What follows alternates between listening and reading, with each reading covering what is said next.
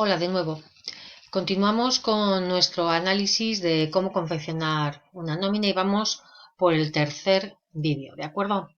Bueno, volvemos aquí a la estructura de la nómina, estamos con este material y vamos a venir ahora aquí. Vamos a calcular el pie.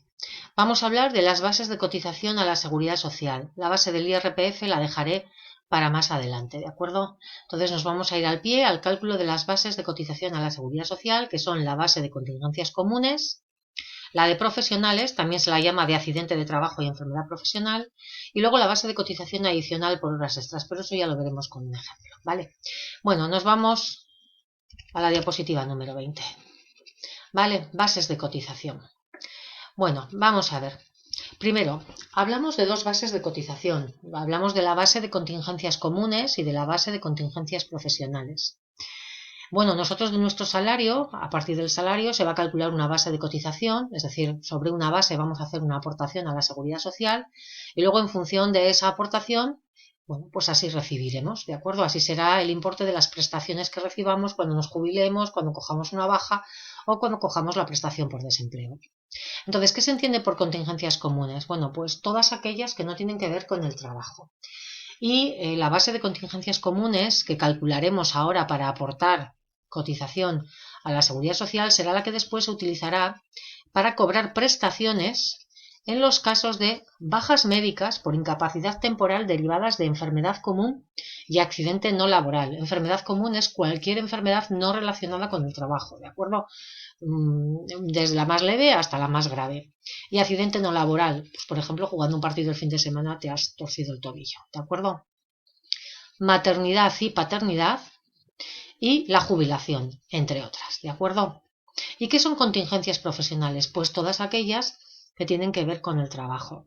Entonces, la base de contingencias profesionales se utilizará para calcular prestaciones, lo que vamos a cobrar cuando estamos de baja, derivada de una incapacidad temporal por accidente de trabajo o enfermedad que sea considerada profesional, ¿de acuerdo? También sirve, por ejemplo, para cobrar prestaciones por los riesgos durante el embarazo y la lactancia. Riesgo durante el embarazo es una cosa distinta que embarazo de riesgo, ¿vale? Riesgo durante el embarazo es que tu puesto puede entrañar un riesgo para ti o para el bebé. Imagínate que trabajas en un laboratorio de rayos X, ¿de acuerdo? ¿Vale? No tiene nada que ver con que tu embarazo sea mejor o peor. También la base de contingencias profesionales se utiliza para el cálculo de las prestaciones por desempleo. Y sobre esta base, aunque ahí no lo tenéis puesto, también se hacen aportaciones al Fondo de Garantía Salarial, que lo que hace es cubrir, bueno, impagos de empresas, y también se hacen aportaciones a formación profesional, ¿no? Para luego poder acceder a formación subvencionada, tanto para trabajadores desempleados como también, para trabajadores en activo, ¿de acuerdo? Bien, vamos a ir al cálculo de estas bases de cotización. Entonces vamos a empezar por la base de contingencias comunes, la vamos a llamar BCC. ¿Cómo se calcula? Bueno, pues hay que tener en cuenta lo que se cobra en la nómina. Entonces, siempre se incluye el salario base. Siempre, ¿de acuerdo? Y también tenemos que incluir los complementos cotizables, es decir, aquellos complementos que se estén cobrando en la nómina y que se consideren cotizables, ¿de acuerdo? Estos dos elementos que los tenéis sombreados forman lo que llamamos la remuneración mensual, es decir, es la parte de la base de cotización que aparece en la nómina del mes. Sin embargo, aparte de estos elementos que cobraríamos en ese mes, independientemente de cómo se cobre la paga extra, ya sea prorrateada o sea en julio o en Navidad, en la base de cotización siempre hay que incluir la prorrata de pagas extras, ¿de acuerdo? Una prorrata no es más que un reparto. Entonces lo que hay que hacer es el importe de las pagas extras, repartirlo en la base de cotización de cada mes, para que no suceda que, por ejemplo, en el mes de julio que cobras la paga extra o en el mes de diciembre, tu base de cotización se dispare de lo que sí viene siendo habitual. Entonces lo que se hace es esos complementos que se cobran en periodo superior al mes o que se devengan en un periodo superior al mes se reparten en cada uno de los meses. Siempre es así. Y formamos la base de cotización por contingencias comunes. Siempre es necesario que en la nómina aparezca por separado estos dos elementos que forman la remuneración mensual y la prorrata de pagas, ¿de acuerdo? Así formaríamos la base de contingencias comunes. Luego lo veremos con un ejemplo. Y por otro lado tenemos que calcular la base de contingencias profesionales. Se la llama también a veces accidente de trabajo y enfermedad profesional. ¿Y cómo la calculamos? Pues simplemente habrá que sumar a la base de contingencias comunes las horas extraordinarias que aparezcan ese mes en la nómina. ¿De acuerdo?